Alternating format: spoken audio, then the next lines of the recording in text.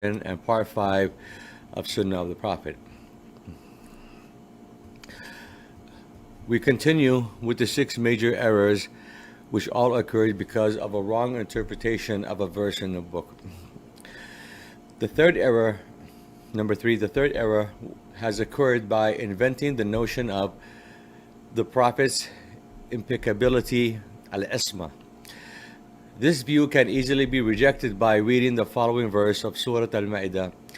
Messenger proclaiming everything that has been sent down to you from your Lord. If you do not, then you will not have communicated this message, and God will protect you from people. God does not guide those who defy Him. Al-Ma'ida, Surah 5, verse 67. The verse makes it clear that Muhammad was not infallible as a prophet per se.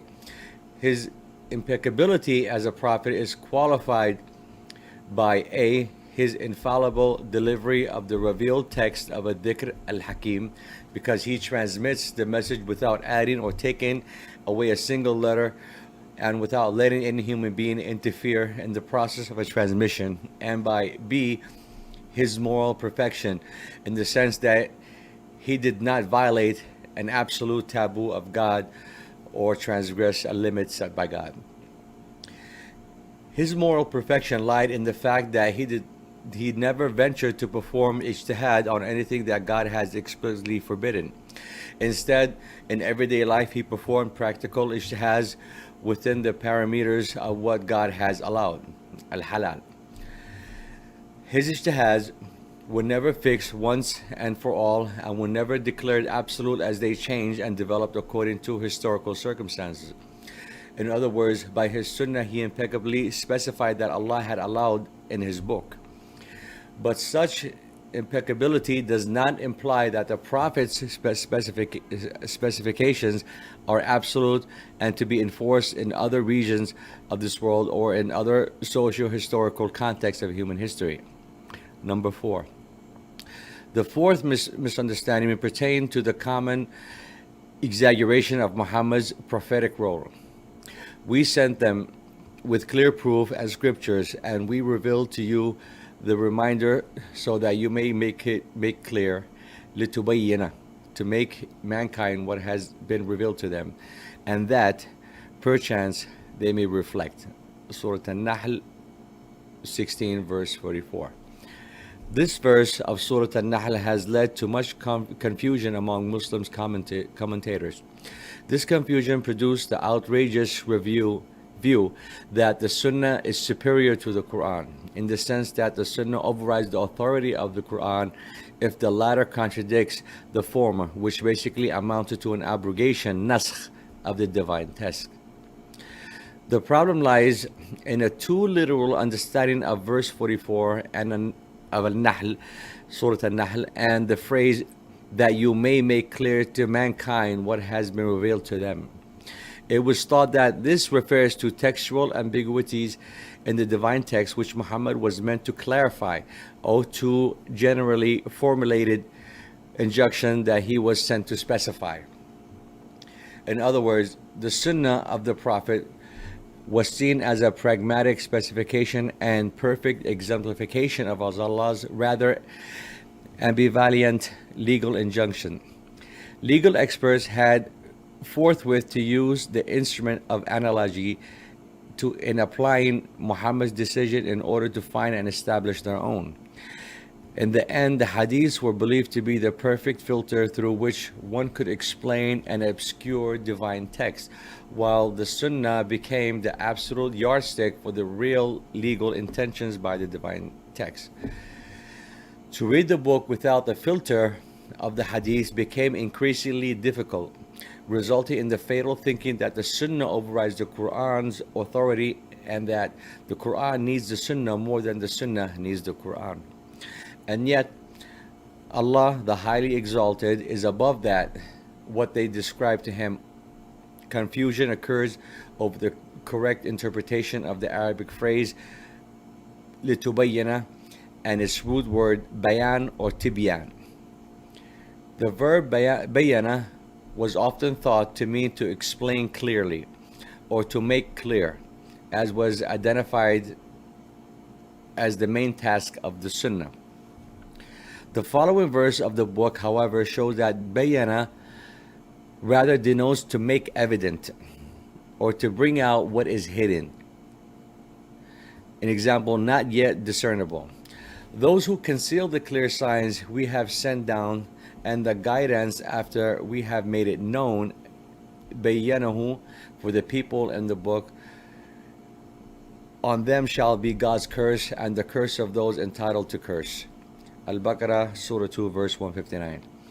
And remember, God took a covenant from the people of the book to make it known and clear, لِتَبَيَّنَهُ, to mankind, and not to hide it. Al-Imran 3, verse 187. O people of the book, there has come to you our apostle, revealing to you, yubayyana lakum, much that you used to hide in the book. Al-Ma'ida, Surat Al-Ma'ida 5, verse 15. And eat and drink until the white thread of dawn appears, yatabayyana, to you distinct from its black thread. Al-Baqarah 2, verse 187. It is clear that in this context, the root meaning of bayana, ba'yanun, is to make apparent, that is visible to the eyes, something that is hidden, obscure, that is invisible to the eyes. We hear further proof in the following two verses. And Abraham prayed for his father's forgiveness only because of a promise he had made to him. But when it became clear to him, tabayyana, that he was an enemy of God, he disassociated himself from him. For Abraham was most tender-hearted, forbearing. Surat Al-Tawbah 9, verse 114. He has created man. He has taught him speech and intelligence. Al-Bayan, Surat Al-Rahman 55, verse 3 to 4.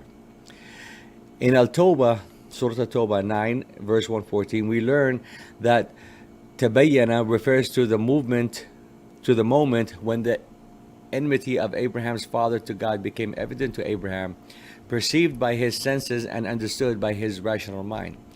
Allah has taught human beings how to use their language in order to communicate to other people, and he remarks how through such intercommunicative skills they establish groups and communities, that is, social cohesion is their daily life. The traditional scholars' insistence on the need of the Sunnah of the Prophet for the bayan of the book seems really absurd in this respect, because if bayan means to show and to display and not the narrow notion of to explain, why should communities in Tokyo, Cairo, Washington, or the Himalayas ever need the Sunnah of Muhammad in order to hear God's speech? Surely the disclosure or pronouncement of the book in all these locations does not need the Sunnah of the Prophet. When we have recited it, repeat the recitation and we shall make it clear. Bayyanahu. Al-Qiyamah, Surah Al-Qiyamah 75, verse 18 to 19. We have sent down to you the book, revealing all things, tibyanan, a guide, a mercy, and glad tidings to Muslims. Surah Al-Nahl 16, verse 89. There is in their stories instruction for men endued with understanding. It is not a tale invented, but a confirmation of what went before it, a detailed exposition, tafsilan, of all things, and a guide and mercy to any such belief. Surah Yusuf 12, verse 111. This is the way of your Lord, leading straight. We have detailed fassalna, the signs for those who receive admonition. Surah Al-An'am 6, verse 126. The book says it over and over again. The divine text is clearly visible to the eye and audible to the ears. In all its details, it is unobscured, uncovered, and unambiguous. Such a crystal clear text does not need clarification by the Sunnah. It has already been explained and made clear, and all the necessary details have been given. Why should there be a need to lessen the confusion if there is no confusion in the first place? An example taken from contemporary politics can illustrate what is really meant by bayan. Just imagine that two heads of state come together to negotiate a new bilateral treaty. At the end of their meeting, a joint communique is prepared with a summary of the talks, and this is distributed among the accompanying press journalists. What happens is that the spokesperson announces all the details of the negotiation, even though he did not take part in them. Furthermore, he does not know what else has been discussed and what the communique does not mention. The spokesperson's only task is to read the communique to the press and make its points audible and visible, that is, known to his audience. A clarifying commentary by him is neither requested nor expected. This example illustrates the role that Prophet Muhammad played. His role as a messenger of God was to make Allah's revelation known to people. It was neither requested nor expected that he changes the form or shape of the revelation, al-dhikr, al-hakim, nor that he reformulates them in his own words.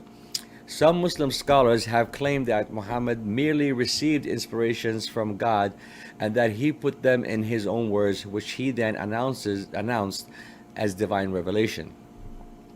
If this is true, it would mean that Muhammad possessed all the superhuman capacities necessary to formulate such sublime speech, and that he had completely understood all the divine instructions. It would then mean that the Prophet's being is the being of the most praiseworthy. But surely Allah, the highly exalted, is above what they ascribe to him. Let us repeat the fundamental truth that in front of us is the book, the unaltered, unfiltered, and untampered word of God that came down to Muhammad in his final format and complete in content. It was delivered to the people without the need for clarification or specification, and without the need for protection or guardianship.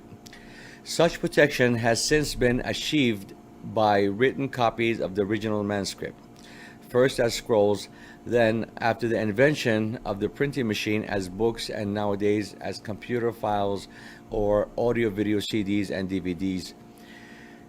For all of that was possible, the Prophet Muhammad was in this respect the most reliable, most trustworthy, and most perfect transmitter of the divine text.